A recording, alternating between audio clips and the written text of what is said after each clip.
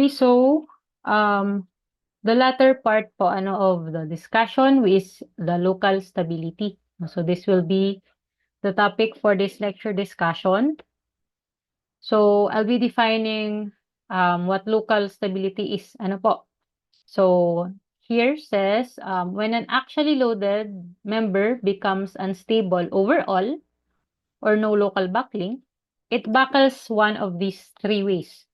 So first we have flexural buckling.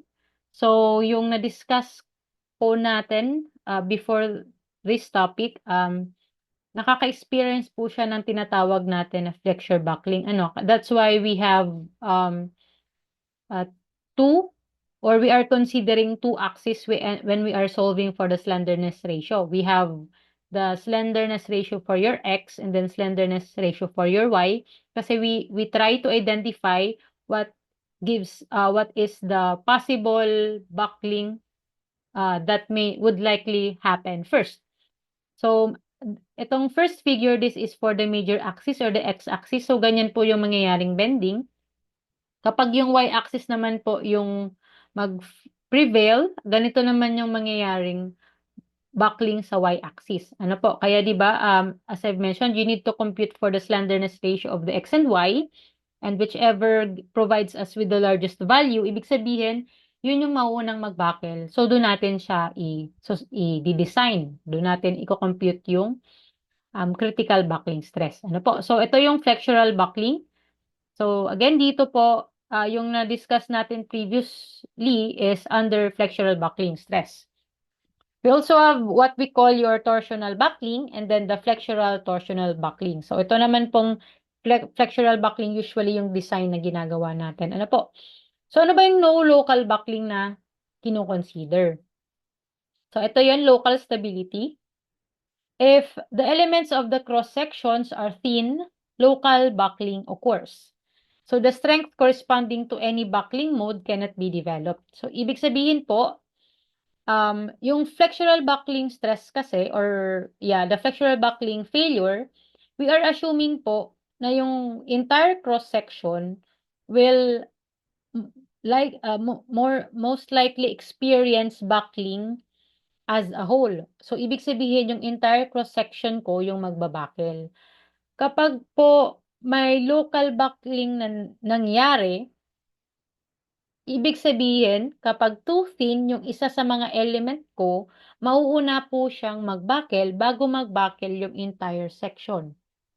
For example, in this figure, this means that the flange here is too thin na bago pa po maka-experience ng buckling yung entire section, di ba, yung magbe-bend siyang ganon or magbe-bend siya sa x and y axis, nauna na pong maka-experience ng buckling yung ating flange.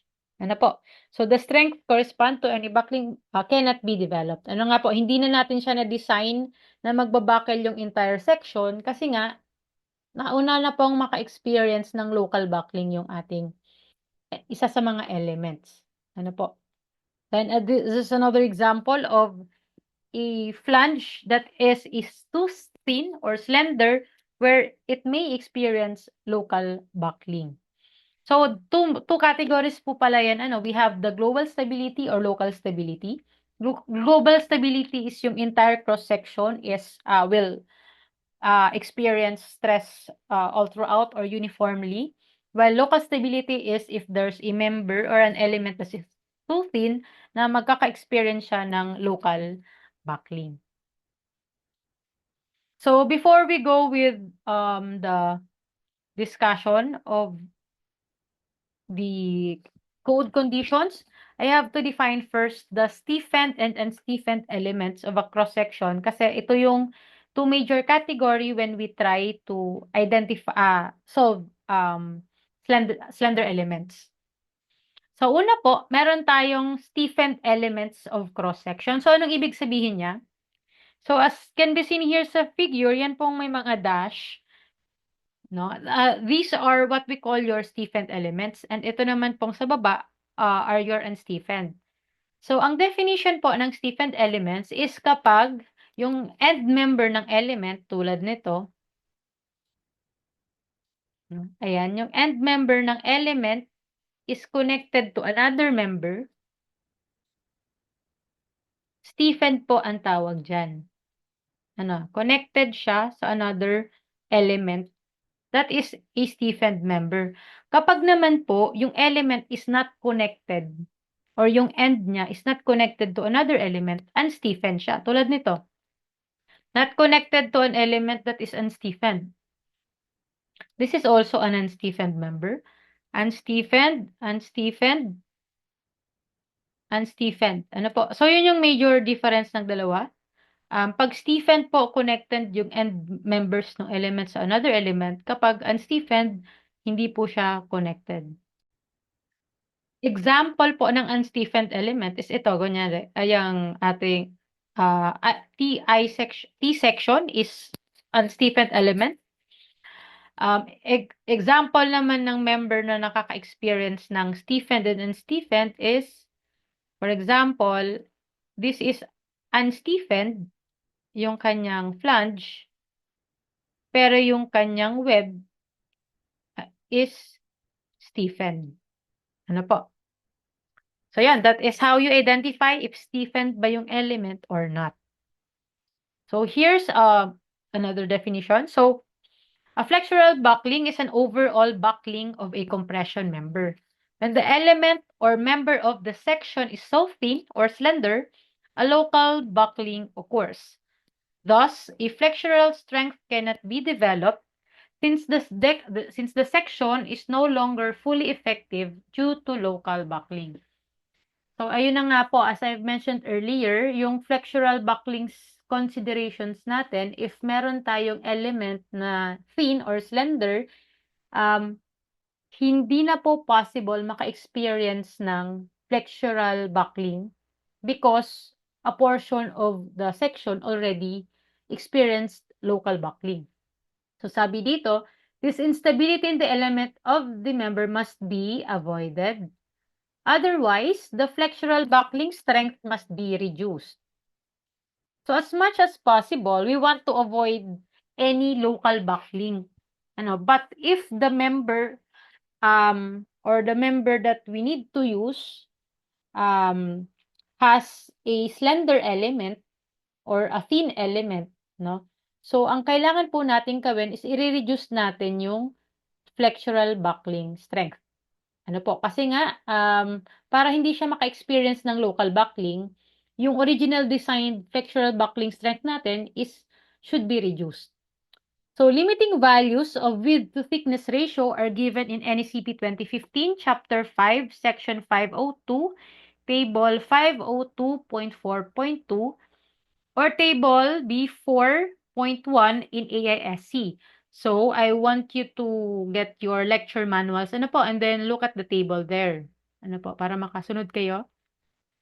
So, that table provides us with what we call your limiting values of width to thickness ratio. Ibig sabihin, that will give us an idea kung slender po ba yung member or not. Kung compact ba siya, non-compact, or slender. So, kaya siya may limiting value kasi nga dapat hindi siya mag-exceed dun sa limiting value kasi pag nag-exceed siya, slender na yung element. Thus, it will experience what we call your local buckling. So, you may look at the table. You may pause this video, so para mas makasunod kayo, please use your lecture manual also. So yun, for the torsional and flexural torsional buckling, this may be applied sa two major category, yung compact and non-compact. So compact section develop its full plastic stress before buckling. So failure is due to yielding only. Pag non-compact naman siya, yield stress is reached in some but not all of its compression elements before buckling takes place. So failure is due to partial buckling and partial yielding. Lastly po, we have the slender. So, yield stress is never reached in any of the compression elements and the failure is due to local buckling only. So, ito yung three major categories based on the table.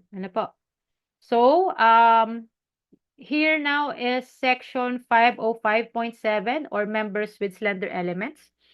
So, if you look at this formula, This is basically just the same po with the previous equations that we encountered or I have presented yung nasa code. Ang difference lang po, as you can see, lahat po dyan ng may Fy, may multiplier ng Q.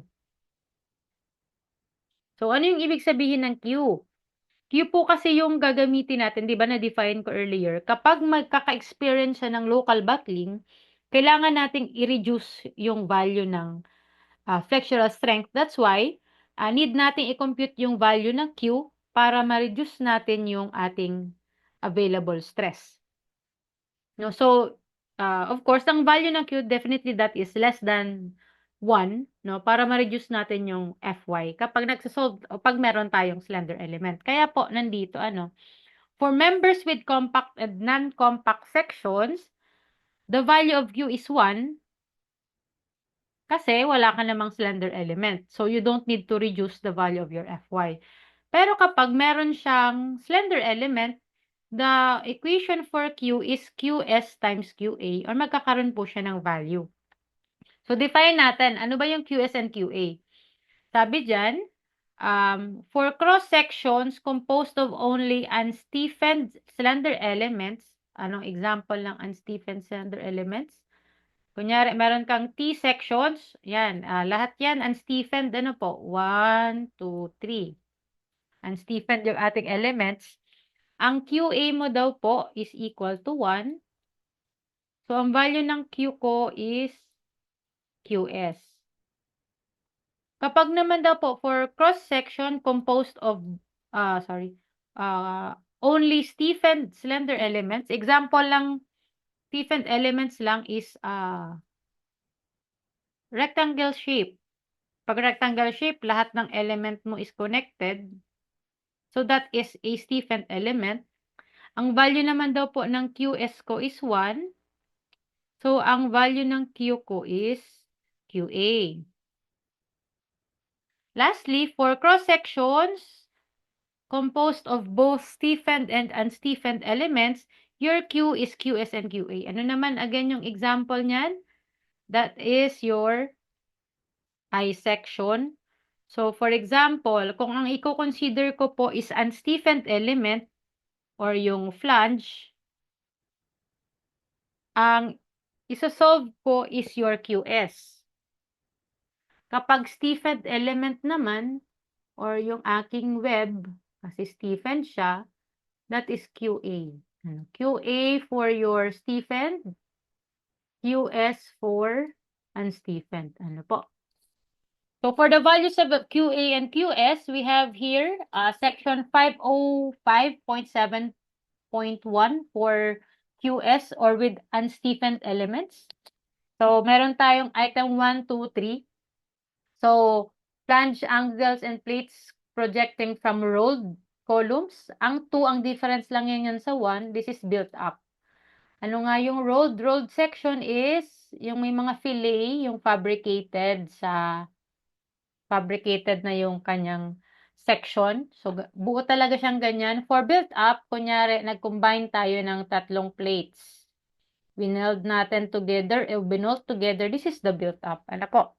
That is the difference of these two. And then for item 3, for single angles, siyempre, ang angle kasi natin is unstiffened. For stem of T's, di ba? Unstiffened. Ano po? So, you may just use these equations for these unstiffened elements. And for stiffened elements naman po, we have section 505.7.2. So, we also have 3 classifications. Una, 1, for uniformly compressed slender elements with this condition, except flanges of square and rectangular sections. No? So, itong 2 for, ano naman siya, rectangular. Item 3 is for circular. Ang item 1, except daw for square, tas rectangular. So, ang example nito is web ng I. Pag may I member tayo, itong pag i-compute mo na yung web, pwede siya sa item 1. Ano po? So, as can be seen, we have a lot of equations for slender elements. So you don't need to memorize this one. I'll be providing the um, code conditions for slender, stiffened, and unstiffened elements na. So I'll be providing this table sa assessments. So ayan, let's have an example. So first, determine the axial compressive strength of an HSS steel with a length of 4.6 meters with respect to the principal axis. Use Fy is equal to 318 megapascal. Ano po? So before we consider the local buckling, solve muna po natin yung flexural buckling, no? So ano kaya yung load na kaya niyang i-carry kapag flexural buckling lang i-consider? So what I want you to do is get a calculator and then solve the values provided here. Ano po, you may just pause the video and then check it on your own kung tama ba yung values na nasa solve. So, di ba, for flexural, una is the slenderness ratio. So, since parehas naman yung numerator, kahit yung smaller value lang nung I ang need nyong isolve to get your R and then the slenderness ratio, di ba? Again, you may pause the video to solve these values yourselves kung ito ba talaga yung lalabas. Ano? Again, for practice also. Next is the checking it with 4.71 square root of EFY. So 118, this is greater than your KL over R. So inelastic, pag inelastic, FCR is 0.658 Fy over Fe times Fy. So your Fe is 176.177, FCR 139.39. I repeat po, please, you may just pause the video and then solve for these values yourselves. Ano po? For practice then. Then once you have your FCR, multiply it with area. This will give us the nominal strength. So, ibig sabihin po, if we consider flexural buckling only, the nominal strength is 260.24. Now, let's check it naman po for local buckling. So, for local buckling, the equation, di ba, Q is equal to QS times QA. So, as can be seen here sa figure, stiffened po yung lahat ng elements kasi connected sila. So, yung QS natin is equal to 1. So, the value of Q is equal to QA. So, please open your manual and then go to section 505.7.2, slender stiffened elements QA. Ano? So, tingnan nyo po yung manual. Hawakan nyo na while watching this video. So, this example will fall under item number 2 for flanges of square and rectangular slender elements section elements. Ano po? So, item 2 siya kasi rectangular section. Tapos, ang equation natin is QA is equal to area effective over total area. Ano po? Tapos, meron, ayan. So, yan. So, sabi doon, if the ratio of the width over its thickness is greater than E or equal to 1.49 square root of E over F, where F is, if you'll read the manual, nakalagay doon sa user note that this F or stress may be taken as Fy. Remember po, this will only apply under condition number 2. Iba-iba po yung condition ng kada item under the code conditions. Ano po? So, in this particular item or item 2 for rectangular HS or rectangular slender sections, yung F natin may be taken as your Fy. Ano po? So, kung ibang item siya nag-fall, kailangan din basahin yung code conditions doon. Para ma-correct yung ating ma-solve.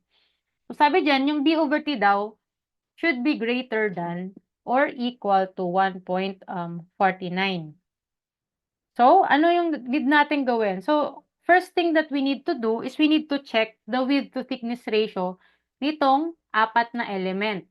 Now, since identical naman itong dalawa, tsaka ito, so twice lang naman natin siya need i-solve. Ano po? So, una, i-solve natin yung ating flange width. Ito, 101.6. So, bakit kaya may minus 1.5.3.2? So since this is a rolled section, ito po kasing portion na 'to, meron diyang fillet. Tapos, ang fillet daw na 'yan is 1.5 ng thickness. Ano po, 1.5 ng thickness. So, ang iko-consider lang natin na width is ito. Oh, so get your calculator. Pag i-solve natin 'yan, that is, siyempre 101.6 bawasan natin ng dalawang 1.5 ng thickness. So, that will be equal to, say, 92. Ano po? So, 92 yung matitira. Ayan. So, ayan. So, bale, 92 over 3.2, that would give us 28.75. For the height naman, same lang po, 1.5 thickness or 1.5 ng thickness or 1.5 ng ating 3.2. So, 1.5 po, yan yung standard ng fillet. So, bale, ilan yan? You have 203.2. Bawasan natin ng dalawang 1.5 ng 3.2. May matitirang, again, use your calculator, may matitirang 193.6. So, para naman sa ratio ng H over T, you have, ayun, H or 193.6 divided by 3.2 is 60.5. So, ang next naman po natin gagawin is check if slender siya or not using this equation. So, we need to solve 1.49 square root of EF. Ang F natin is equal to your Fy. So, the value would be 35.11. So, ito, less than siya. So, pag less than, this is okay. This is not slender, no? So, it will not experience local buckling. But for your H over T, it is greater than 35.11. Ibig sabihin, this is slender. So, ibig sabihin po, yung ating, this one here, is a slender element. Ano po? So, makaka-experience yan ng local buckling. So, yan yung element na need nating i-consider. Ano po? So, balikan natin tong equation. Sabi dyan, QA is equal to area effective over area. So, what we need to do po is solve for the effective area. So, again, look at the NECP code section for QA. Ang equation po dyan is ito. BE or is equal to 1.92 square root of EFY, 1 minus 0.38 B over T square root of EFY. So, instead of BE, gagawin natin siyang HE kasi yung height yung ating slender. Ano po? So, again, you may pause this video and then try to substitute the values. The value of HE should be 129.812. Siyempre, less than siya sa H natin na 193.6. So, yung H sub E, ang ibig sabihin niya po is height effective. So, ano kaya yung ibig sabihin ng effective? So, ibig sabihin po, yung 193.6, only 129.812 yung effective sa kanya. Ibig sabihin, yun lang yung height na effective or kayang mag-receive ng load. Kapag sumobra po sa 129.812, makaka-experience siya ng local buckling. So, yun yung magiging limit natin, 129.812. Ano po? Siya lang yung effective. Siya lang yung kayang mag-receive ng load without experiencing a local buckling. So, idodrawing natin ulit siya. Na lang. So, instead of 193.6, ito lang daw. Kunyari, iyan yung ating 129.812. Ito lang daw yung portion ng height. Kunyari, 129.812. Ayan lang yung portion ng height ko na effective. Yung natira is ineffective na siya. Yan na yung portion na hindi makakapag-receive. O di kaya mag-receive ng load kasi magbabakel siya. No? Yung excess. So, ang kailangan na natin gawin is i-solve yung area effective. So, para ma-solve yung area effective, ang mas magadaling way po is i-solve muna natin yung area na ineffective. So, how do we do that? Ang gawin natin, edi kunin natin yung area na to. Ito. yung area na ineffective. Kunyari, ayan. So, itong area na to, no, yung natira, kasi ito nga yung ineffective. Yung natira sa 193.6. So, how do we solve that? Eh di, 193.6 minus 129.812, edi makukuha natin itong height na to, di ba? 193.6 yung total length, yung color red. I-subtract nyo yung color black na 129.812, makukuha natin itong natitirang or yung yung ineffective na height, multiply natin sa 3.2, that will give us your ineffective area. So, ayan, di ba po? Yung 193.6, yung original height, i-subtract natin yung effective na height, di matitira is yung ineffective. Multiply natin ng 3.2. So, bakit may times 2? Kasi dalawa yung ating h. Ano po? Dalawa siya. Kaya may times 2. So, yan. So, ibig sabihin po, ang ineffective area is 408.24. So, to get your area effective, kasi yun naman yung kailangan, so yung ineffective or yung hindi gumagana or hindi, hindi pwede mag-receive ng load, edi i-subtract nyo po sa 1742 yung 408.24. So, yan. So, the area effective now would be 1333.76. So, to get the value of your QA, i-divide po natin. So, the area effective divided by the total area is 0.766. So, if you're solving for this one, I suggest you store this value. So, ito yung ating Q na gagamitan. Kasi QA, in this case, is equal to your Q. And then, once you have the value of your Q, you may resolve this, no? Inelastic pa din siya. Tapos, ang difference lang po niya is, minultiply natin yung Q sa ating Fy. Since 0.766 yan, yung, di ba, pag i-multiply nyo yan sa Fy, yung original value ng Fy is marireduce. So, ibig sabihin, niliitan natin yung capacity ng section dun sa limit of stability or local stability. Kaya po kung mapapansin nyo, again, please solve this one and see if these are the values. As you can see, the value here is 238.358. Nung hindi natin consider yung local buckling, 260 kilonewton yan. So, kung hindi nyo kinonsider yung local buckling, definitely, magkaka-experience or hindi ito ma-achieve nung 260 kilonewton. Magkaka-experience na siya ng local buckling. Ano po? So, in this particular example, the correct answer would be the 238.358 kasi kinonsider natin yung portion nung slender element na magbabakel. No? So, dapat hindi mag-exceed dyan. Kung mag-exceed po dyan yung ating load, makaka-experience tayo ng local buckling sa portions na to ng ating column. Ano po? So, again, just a reminder that I will be giving the code conditions for the stiffened and unstiffened elements. So what is important po, is you need to be able to read the codes and to be able to understand them, no? Para ma-apply nyo siya sa different criteria, no? Kunyari, ito ang example nito is for stiffened elements, nagsumakto siya sa item 2. So, kapag sa ibang item siya nag-fall, dapat i-follow nyo din yung code conditions na nandun. Ano po?